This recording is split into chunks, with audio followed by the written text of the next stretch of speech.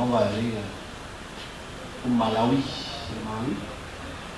C'est le Malawi. C'est quoi? C'est le Malawi. C'est le Malawi.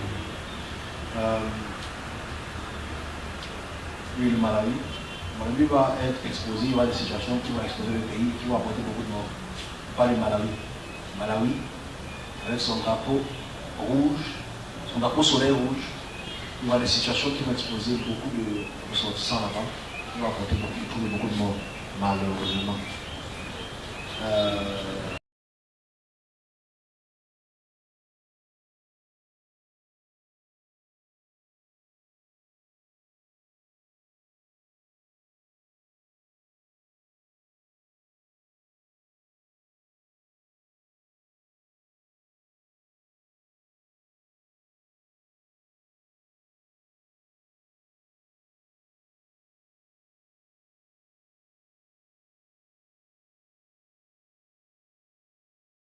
Sous une pluie constante, ces habitants font la queue devant une morgue.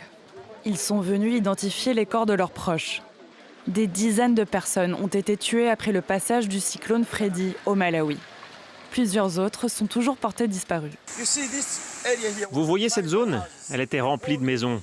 Toute la zone ici, à partir de là-haut, les gens ont disparu. Les gens ont disparu, les choses ont disparu, tout a disparu.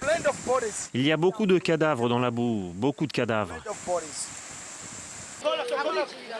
Les opérations de sauvetage sont toujours en cours. L'enfant était enfoncé dans la boue jusqu'au cou. Elle appelait à l'aide.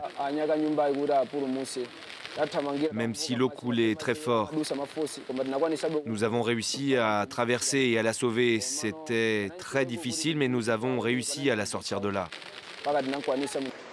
Le cyclone Freddy a ravagé le Malawi ce week-end, provoquant des glissements de terrain et des inondations. Des routes éventrées et des maisons entières englouties dans les glissements. De nombreux habitants sont toujours privés d'électricité.